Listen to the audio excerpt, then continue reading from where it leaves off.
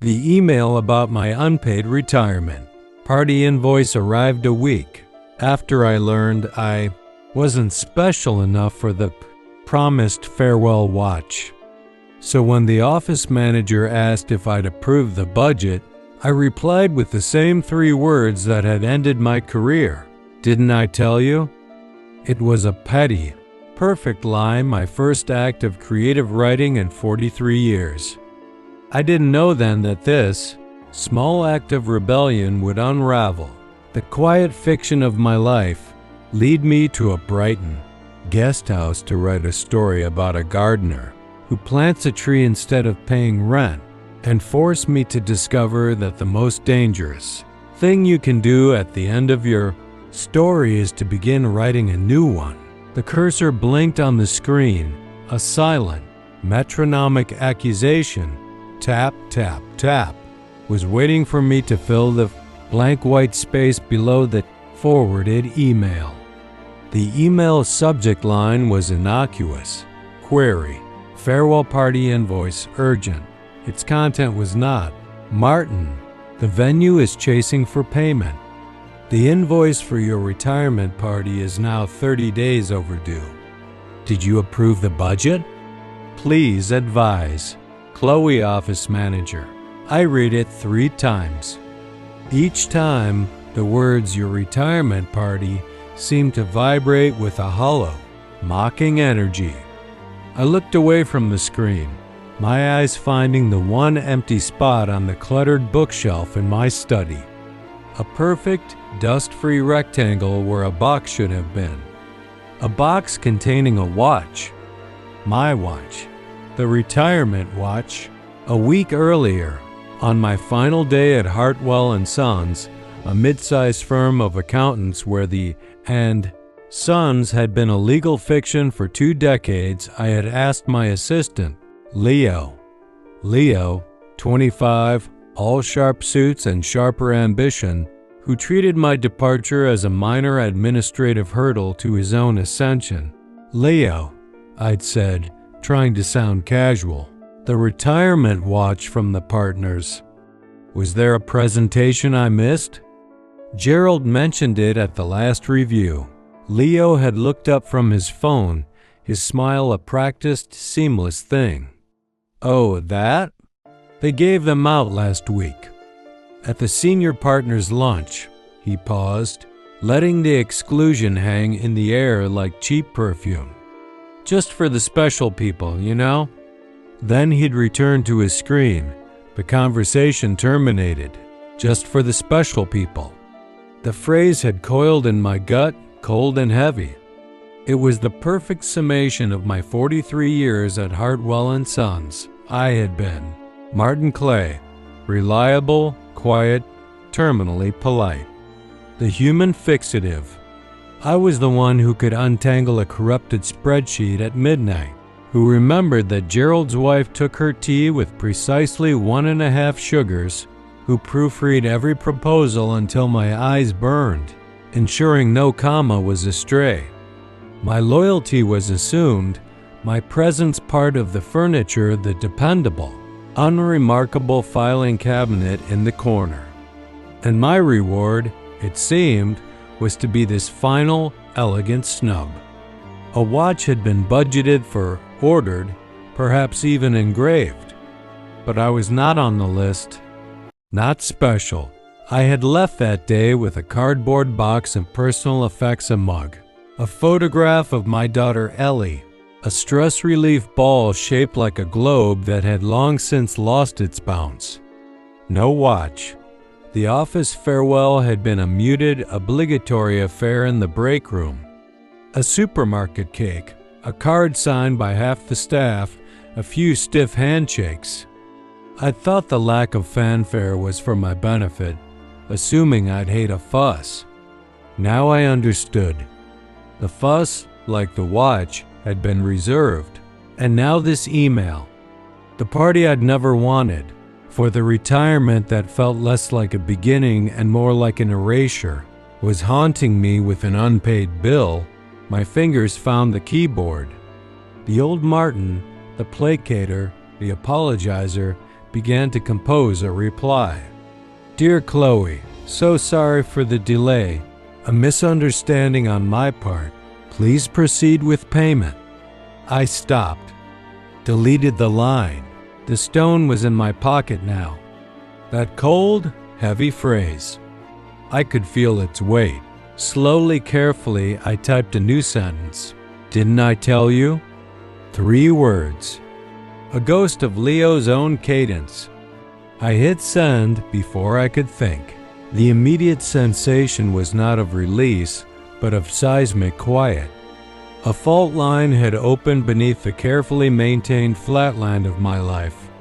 I had just spoken in a language I did not recognize as my own.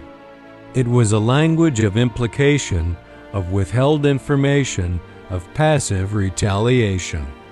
It was the language of the office, but I had never been fluent.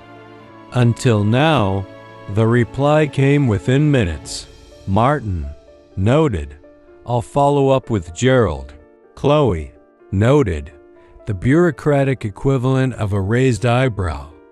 The game, such as it was on. I spent the next hour crafting a follow-up, my heart a trapped bird in my ribs. The old Martin wrestled with the new. The result was a masterpiece of corporate misdirection.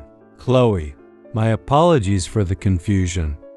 Upon reflection, I believe I verbally communicated to Gerald last month that I'd prefer any party budget be reallocated. A misunderstanding, no doubt. Please cancel the arrangements with my sincere regrets. A quiet departure was always my wish. Best. Martin. I read it over. It was a lie, but a polite, plausible, uncheckable lie. It used the system's own vagueness against itself. It was my first act of creative writing in 40 years. The retirement party was officially canceled. My parting gift from Hartwell and Sons was a lesson in the economics of respect. It was a limited resource, and my account was empty. That should have been the end. A sour little coda to a middling symphony. But the stone in my pocket demanded more. It was no longer just a memory of an insult. It had become a token of potential. It had weight. It could be thrown. My flat in Clapham felt like a museum curated to a theme of inoffensive solitude. The books on the shelves were uncracked classics, bought with intentions never fulfilled. The prints on the walls were generic watercolors of rolling hills, chosen for their lack of controversy. The quiet was a physical presence, thick and stale. For 43 years, this had been the decompression chamber after the daily vacuum of the office. Now, with no office to return to, the quiet became accusatory. It asked questions I had no answers for. What now? Who are you? What did it all mean? The next morning, ritual failed me. The tea tasted like dust, the crossword clues were alien glyphs. An agitation, unfamiliar and electric, buzzed in my limbs. I needed to move. I put on my coat, a sensible beige trench, and walked out the door. I walked without destination, past the familiar landmarks of my shrunken world. The newsagent, the dry cleaners, the bench in the park where I sometimes ate a sandwich. I kept going, crossing invisible borders into streets where the architecture grew more impatient, the shops more fortified.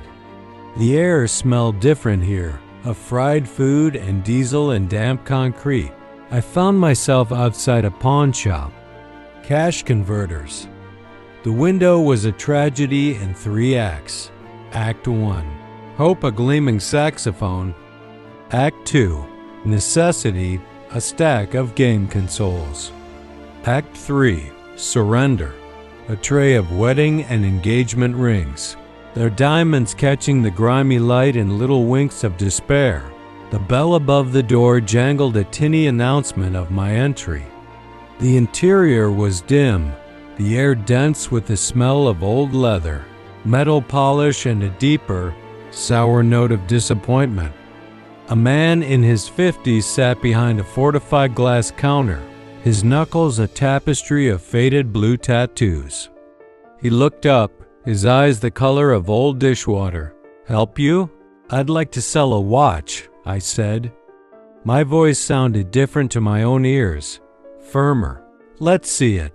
I unstrapped my Tissot, a prudent, mid-range timepiece I'd bought myself a decade ago to mark 10 years at Hartwell's. It was accurate, sturdy, bland. It told the time, nothing more. I placed it on the scratched glass. He picked it up, held it to his ear, squinted at the face. 75 pounds? What did you think, Yen? It's quartz, mass-produced, 75. The old Martin would have thanked him and left, mildly affronted. The new Martin simply nodded. All right. As he counted out the grubby notes, I heard myself ask, "Do you get many retirement watches?" "Engraved ones." He barked a laugh, a short, dry sound. "All the time. For 40 years of service. To our rock, in appreciation." He slid the cash under the glass. People are rocks until they're not. Then they're just another thing to sell. You want one? I've got a drawer full. Appreciate the irony? Cheaper than buying new. I looked at the drawer he gestured to. A grave for forgotten loyalty. No, I said, pocketing the money. I don't think I do. The 75 pounds felt illicit in my hand. It was money divorced from labor, from timesheets, from pension deductions. It was freedom in a tawdry, limited form. At a stall down the street, I bought a 5-pound digital watch with a plastic strap.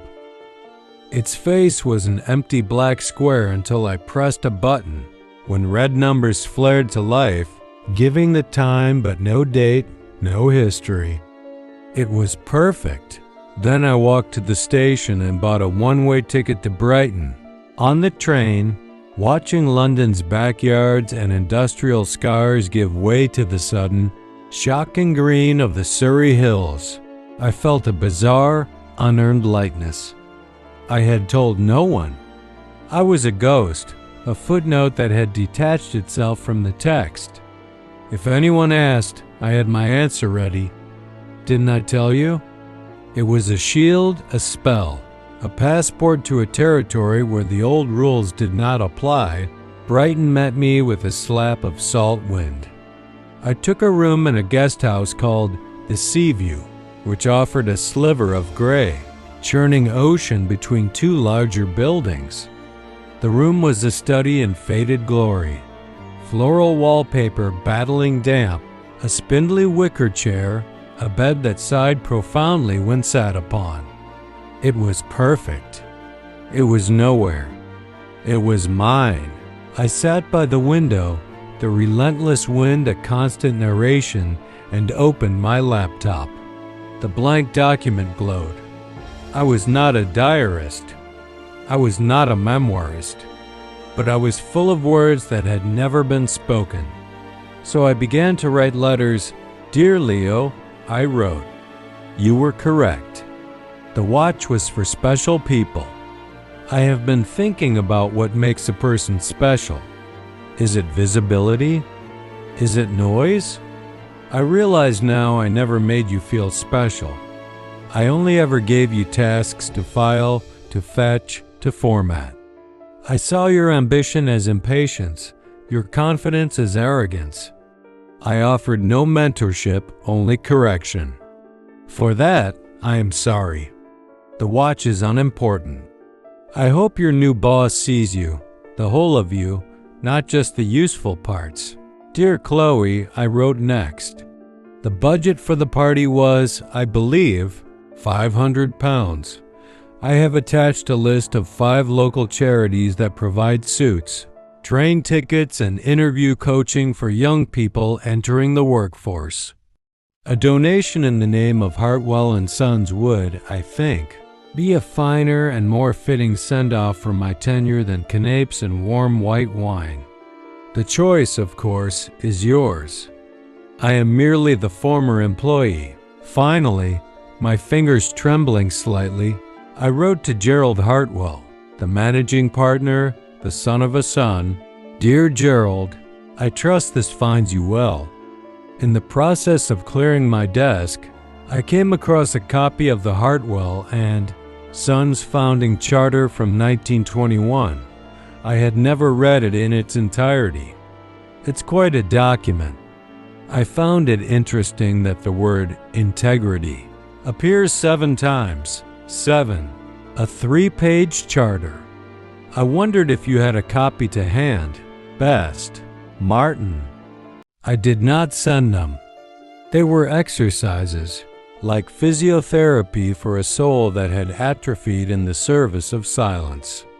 They were the unsaid given form. The Martin Clay who had politely accepted his marginal role was practicing a new vocabulary of presence. It existed only in a document on a hard drive, but it existed. A week dissolved in the strange, suspended animation. I walked the pebbled beach, the stones grinding underfoot with a sound like breaking bones. I ate pasties from paper bags. I watched the seagulls wage their endless, shrieking war over chips. My pension landed in my bank account a substantial, pathetic sum that represented the exchanged value of my life. The digital numbers were a cold comfort. Then, my phone, a silent black rectangle for days, buzzed on the wicker table. The screen said Ellie, the connection, the tether, yanked taut. Dad, where are you? I rang the flat, no answer. Her voice was pure London, laced with a concern that instantly summoned the old Martin, the fixer, the reassure, Brighton, just a short break. Getting some sea air. Brighton? The disbelief was palpable. Since when do you go to Brighton? You didn't say. The phrase was right there, coiled on my tongue. Didn't I tell you? I tasted its metallic, poisonous edge. This was Ellie, my Ellie, the one truly good thing in my ledger. I swallowed the words. It was a spontaneous decision. I'm sorry for worrying you. A pause. In the background, the distant soundtrack of her life. The high chatter of my grandson Sam, maybe the murmur of a TV. Are you okay? Really? Was I? I was a man in a damp room living off Pond Watch money, writing cathartic epistles to people who'd forgotten him. I'm recalibrating, I said, the word emerging before I could vet it. Another pause, longer, more thoughtful. Right, well, call me if you need anything. Love you. Love you too, sweetheart. The call ended, leaving a more profound silence in its wake. I had stepped off the map, but the coordinates of love still held. I couldn't simply vanish into a persona built on cryptic retorts. The realization was both a comfort and a cage. That afternoon, seeking noise to drown out the thoughts, I went to the pier. It was a garish, beautiful assault of color and sound, the shrieks from the dodgems, the tinny carnival music, the smell of sugar and hot oil and human excitement. I felt like a ghost, transparent, moving through the vibrant living. I bought a stick of Brighton rock, the peppermint cylinder with the city's name running through it like a fatal flaw. As I sucked on the cloying sweetness, my phone buzzed in my pocket. An email. The sender name made my breath catch. Gerald Hartwell. Martin. Received your note about the charter. Dug my copy out of the safe. You're quite right. 7 times. Had never counted. Made me think the watch business was shoddy. I only found out afterwards. Should have been handled differently. Sorry about that. Leo's been let go, by the way. Overstepped with the Pendleton account. Tried to pull a fast one. Claim credit for your old restructuring model. Client saw through it. Thought you should know. Hope you're enjoying the time. You've earned it. Gerald. The world lost its axis. The letter. The bland, barbed letter I had written as an exercise. I had sent it. I must have clicked send in a moment of abstraction, of defiant fantasy, and it had traveled through the ether, landed in Gerald's inbox, and detonated with consequences I had never intended. Leo was gone. Fired. Not for my letter, but for his own actions. And yet, the stone I had pocketed, then inadvertently thrown, had landed in a pond I couldn't see. The ripples had reached Leo's shore and capsized his boat. Gerald's email wasn't angry. It was pensive, almost confessional. It spoke of integrity and failure in the same weary breath. It acknowledged a shared, flawed history. I felt no triumph, only a cold, spiraling terror. The rules were not what I thought. Silence wasn't always complicity. Sometimes it was a sanctuary. A sentence could be a scalpel, and I had wielded one in my sleep. Action was irrevocable. The taste of peppermint turned to ash. I left the pier's false joy, the stick of rock now a sickly weight in my hand. Back in the faded room, I opened my laptop. The two other unsent letters to Leo and Chloe glowed on the screen. With a decisive click, I highlighted them and dragged them to the trash. The icon emptied with a final, digital swoosh. I opened a new document. The cursor blinked, a naked, demanding thing. I stared at it for 10 full minutes, the wind howling outside like the voices in my head. Then I began to type. Not a letter, a story. When I asked about the date of my son's wedding, my daughter-in-law said, "We got married yesterday, just for special people." I wrote of the father's shock, the sting of exclusion so casual it was almost elegant. I wrote of the phone call a week later, the demand for rent, the transactional nature of the relationship laid bare. I wrote the father's bitter retort, "Didn't I tell you?" But then I didn't stop. I gave the father a name, Arthur.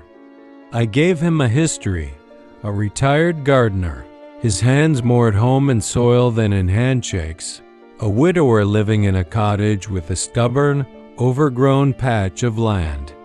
I gave him a future. Arthur did not wallow. He did not rage. He went to the bank. He withdrew the exact sum of the requested rent. But he did not send it. Instead, he drove to a specialist nursery and bought a sapling with it, a rare, exquisite Acer palmatum bloodgood, a Japanese maple whose leaves would blaze like captured fire in the autumn. He spent the afternoon preparing the soil, carefully planting the slender tree at the heart of his garden.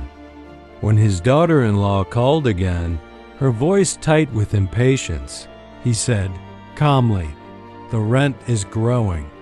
Come and see it sometime." The story poured out of me, a quiet, subversive tale. It was alchemy. It was the transformation of a passive, poisonous hurt into an active, creative, living act. It was, I realized with a jolt, what I wished I had done. Not the petty email, not the cryptic revenge, but something that took the offered insult and used it as fertilizer for beauty. I wrote until the light bled from the sky and the sea outside. My window became a vast sheet of dark indigo. I had written over 5,000 words. It was more than I'd written in the previous 20 years combined. I saved the document. I named it Unspoken. I woke to the cry of gulls and a different world. I was no longer just Martin Clay, retired office functionary. I was a man who had written a story. The identity was as thin and new as a seedling, but it felt more real than the one I'd worn for decades. I went to a proper stationer's and bought a hardback notebook with creamy, unlined pages and a fountain pen that cost more than my digital watch. The physicality of the objects felt like a commitment. Back in my room, I opened the notebook. I continued Arthur's story. Arthur's garden became his lexicon. The Japanese maple was just the first word. A magnolia planted with the money he would have spent on a birthday gift for his son that was never acknowledged. A bed of rugosa roses, thorny and fiercely fragrant. For the Christmas his children had all gone abroad and not called. A weeping willow by a small dug pond, for the general sorrow of being old and feeling superfluous. Each slight, each disappointment, each lonely evening was monetized, converted into a plant, a tree, a shrub. His garden grew into a beautiful, tangled, heartbreaking map of a life of quiet hurts, now transmuted into something that could be seen, touched, and most importantly could grow. The daughter-in-law, a woman named Chloe in my story, I hadn't realized I'd used the name until I wrote it, did come. Drawn by curiosity, then by a nagging, unnameable guilt. She found Arthur on his knees, weeding around the base of the maple. It was October. The leaves were a spectacular, violent scarlet. "You planted a tree with our rent?" she asked, her voice unsure. "I planted your silence," Arthur said, not looking up. "And my surprise. And the space where my son should have been. It's all here. This is what it looks like." She said nothing for a long time. Then, Arthur heard a soft, choked sound. He looked up to see her standing perfectly still, tears cutting clean lines through her makeup as she stared at the blazing tree. She didn't apologize. She just cried. And Arthur went back to his weeding. As I wrote Arthur's catharsis, my own began to shift. The watch wasn't the point. The missed party wasn't the point. The point was the narrative. For 43 years, my story at Hartwell & Sons had been written by others. The reliable man, the dependable one, the footnote. A short, sad story with a forgotten ending. I was giving Arthur a better story. Could I do the same for myself? Tentatively, I ventured online. I created an account on a writer's forum called The Inkwell. My username was Hardis, Latin for garden. I posted the initial exchange from my story, the core 4 lines that had started it all. Under the title, "Just for Special People, Flash Fiction," "Feedback Welcome," I typed and clicked post with a tremor in my hand. The next morning, I had 3 comments. Comma. User Plothound. Ouch, that dialogue is razor sharp. So much conveyed in so little. More? User Lyra Grace. The "just for special people" line is a killer. The quiet devastation of it. Is this part of something longer? User Old Tomcat. Reminds me of a slight from my own brother. Took me 20 years to plant that tree, metaphorically speaking. Good work. A jolt, pure and uncut, went through me. It was recognition, but not for a task completed, a report filed, a spreadsheet balanced. It was for a world created, a feeling evoked. It was for art. I spent an hour crafting my reply, thanking them, my fingers clumsy with excitement. It is part of a longer piece I wrote about a garden. My phone rang, shattering the fragile new reality. It was Ellie. "Dad, I'm coming down. Tomorrow." What? Why? Because you said you were recalibrating, and you're in Brighton writing me emails about charity donations from Hartwell's. instead of having a retirement party. It's weird. I'm bringing Sam. We'll get fish and chips. See you at 1. She hung up. My daughter, the project manager, was adept at managing crises. I had apparently become one. Panic, fluttering, and familiar rose in my chest. My room was a mess of scribbled notes, printed pages, and solitude. The persona of Martin Clay, emerging writer, was a delicate construction, a soap bubble. It would not survive the pragmatic, loving scrutiny of my daughter and the chaotic, joyful interrogation of my 7-year-old grandson. I was about to be exposed as a fraud, a foolish old man playing at being something he was not, but then a new sensation, a stubborn, gritty anger. Found out as what? A man trying, however clumsily, to build something new. To rewrite his code? I tidied the room. I stacked the pages of Unspoken neatly. I left the new notebook open on the desk, the fountain pen lying across it like a challenge. They arrived in a typhoon of color and noise. Sam burst through the door first, a small human projectile in a dinosaur raincoat. "Granddad, you're by the sea. Can we go now? Can we go on the pier? Did you know a pier is a bridge that's afraid of the other side?" I caught him in a hug, his energy a familiar, wonderful shock to my system. "It's a bridge to fun," I said, the old, easy patter returning. Ellie followed, her eyes performing a lightning-fast audit of the room, the single bed, the utilitarian desk, the dramatic wind-whipped view. She hugged me, her perfume a clean, professional scent amid the room's salt damp. "Quite the bolt hole, Dad. It serves its purpose," I said, echoing the non-committal language of my old life, but it felt different now. I was choosing it.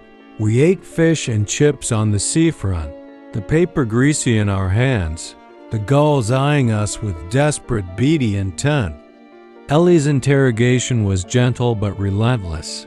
"So, recalibrating, talk to me."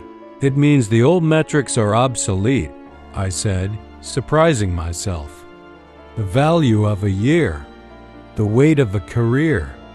I'm establishing new baselines." "Like what?" I looked out at the churning water. "Like the specific gravity of an unsent letter, the tensile strength of a spoken sentence, the narrative arc of a garden." She wiped vinegar from Sam's chin with a practiced thumb. "You're being cryptic." "I'm practicing." "For what?" "I'm not sure yet." Later, while Sam was hypnotized by a 2p pusher machine, its clinking a siren song, Ellie and I stood at the railing of the pier. The wind tore at our words. "I spoke to Mom," she said, not looking at me. "Sarah, my ex-wife. Our divorce had been a slow, sad leak, not a break. We'd remained polite strangers, bound by the shared history of Ellie." "Oh," she said, "you called her. Talked about a watch. Said you sounded unmoored." I had.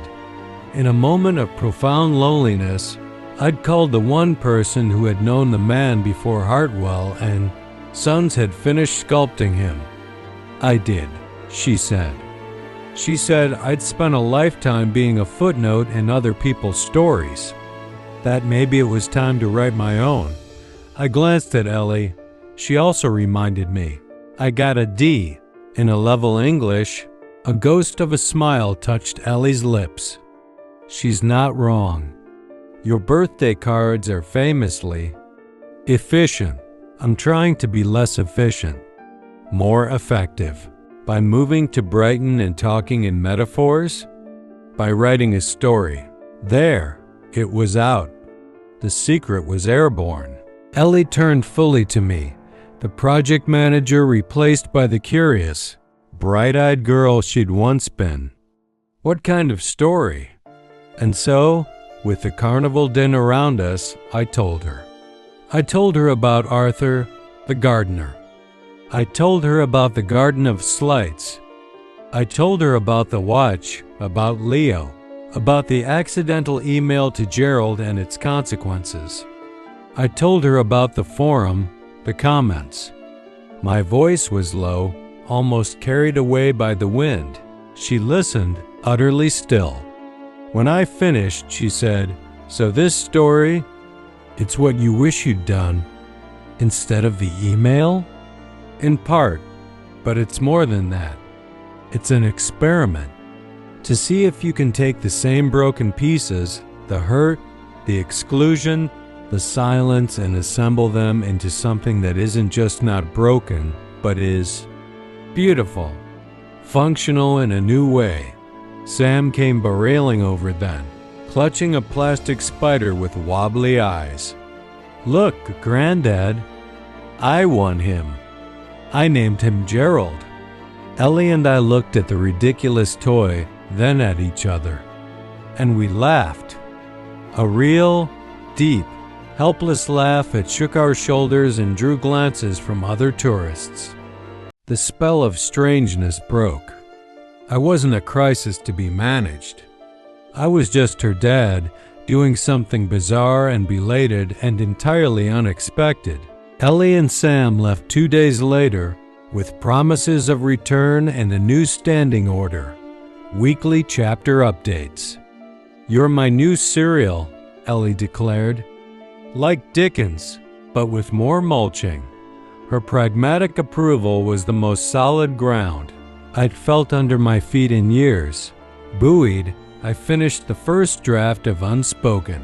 It ended with Arthur, old and weathered as an ancient tree, giving informal tours to the occasional lost tourist or curious neighbor.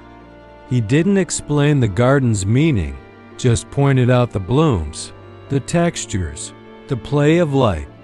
His family visited on Sundays, conversations happening now amidst the lavender and sage, less fraught, softened by the green. The garden was the true family, the living testament. It was an ending of quiet contentment, not grand triumph. I printed the manuscript at the local library. Holding the warm stack of pages, feeling their heft, was a profoundly different satisfaction from receiving any financial report. I had built this, word by word. On a whim, back in my room, I Googled Leo. His LinkedIn profile was already updated. Seeking new opportunities in dynamic financial environments, the anger I'd harbored was gone, replaced by a weary, complicated kinship. We'd both been actors in a tedious, soul-eroding play. I created a new, anonymous email account. Leo heard the news. Hartwell's loss. For what it's worth, the special people line was a good one.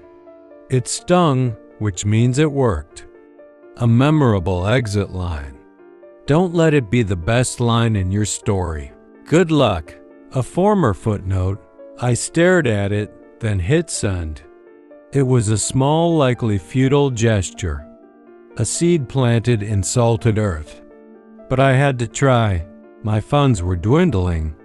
The guest house had been a necessary fiction, a writer's retreat. Reality, with its bills and council tax, was reasserting its claim.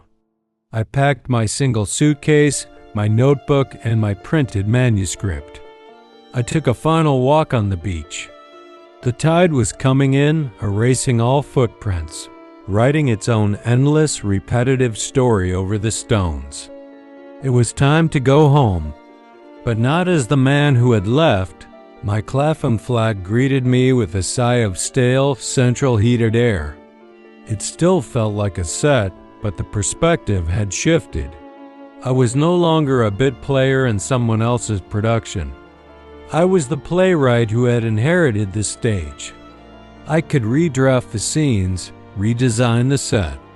The following Tuesday, I walked to the local adult education center and enrolled in a course, Finding Your Voice, an introduction to creative writing. The classroom smelled of chalk dust and anxiety. We were a motley crew, a handful of earnest young people with laptops, 2 retirees, one with a terrifying glint in her eye, and me. Our tutor, Moira, had a wild crown of gray hair and eyes that missed nothing. "Right," she said, clapping her hands softly. "Let's go around. Name and a writer you admire. Don't overthink it. Panic." I hadn't read fiction in decades. My mind was a blank.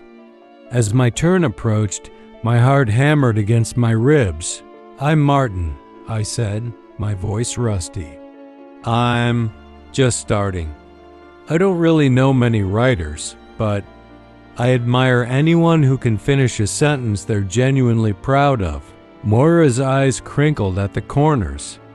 She didn't smile, but her expression warmed. "That, Martin," she said, "is the most honest and admirable answer I've heard in 10 years of teaching. It's an excellent place to begin."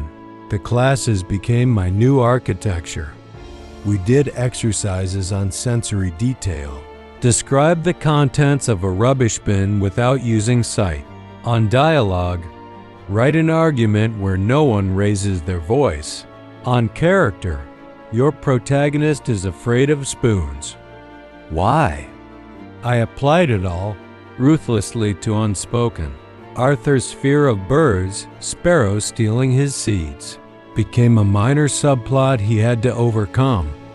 Chloe, the daughter-in-law, gained a backstory. A father who was always traveling for work, who sent expensive gifts instead of love. Her coldness became a learned language. The story deepened, grew stronger roots. Weeks bled into months. My flat began to change. The generic prints came down. In their place, I pinned maps of famous gardens: Sissinghurst, Giverny, Generaleaf. Post-it notes with snippets of dialogue or descriptive phrases colonized the walls. A second-hand oak desk replaced the rickety table. The room was becoming a workshop. Ellie and Sam visited every other weekend. Sam would draw pictures of Granddad's garden story, lopsided trees with smiley faces, a giant, friendly spider named Gerald. Ellie would read my latest pages, her feedback shrewd and invaluable. "This paragraph is pure you," she'd say. "This bit feels like you're trying to sound like a writer. Scrap it." She became my first and most trusted editor. I submitted the polished version of Unspoken to the South Bank Review, a modest but respected literary magazine. The rejection arrived 6 weeks later on a bright Tuesday morning. "Dear Martin Clay, thank you for submitting Unspoken to the South Bank Review. We found much to admire here. The concept is lovely, and the prose has a quiet, cumulative power. However, it does not quite fit our needs for the upcoming issue. We wish you the best of luck placing it elsewhere." The editors. I read it 3 times. The old Martin would have been crushed, would have seen this as the final, authoritative verdict, not special enough. The new Martin felt something else. The sting was there, yes, but beneath it was a strange warmth. I had been considered. My words had been in a room with other words, judged and found worthy of a polite, personalized rejection. It was a membership card to a club I had finally dared to approach. One rainy afternoon, the doorbell rang. I wasn't expecting anyone. A courier stood on the step, holding a small, padded envelope. "Martin Clay?" "Yes." "Sign here." The package was unmarked. Back at my desk, I sliced it open. Nestled in a cloud of bubble wrap was a watch. A vintage Hamilton with a simple cream face, elegant Arabic numerals, and a worn brown leather strap. It was understated, beautiful, honest. A folded note was tucked beside it. "Martin." This was my father's, He wore it every day of his working life. He used to say it kept honest time. I've been thinking a lot about integrity and its 7 mentions. This feels like it belongs to someone who is now thinking deeply about time and how to spend it honestly. No engravement, just a watch. Gerald, I held it in my palm. It was warm from the packaging, its weight substantial, its ticking a soft, steady heartbeat. This was not a retirement watch. It was not a corporate token, a budget line item. It was an heirloom, passed from one father to another, then on to me in a moment of awkward, genuine human recalibration. It was an apology that transcended apology, an acknowledgement that reached back past the slight, past Leo, past the forgotten party, to something fundamental. It said, I see you. I was wrong. I didn't put it on. I set it on my desk next to my open notebook. Its quiet ticking became the metronome for my new life. That evening, I sat down to write. I opened a new document. I didn't know what the story would be. A man who receives a watch, perhaps. Or a woman who starts a community garden on a traffic island.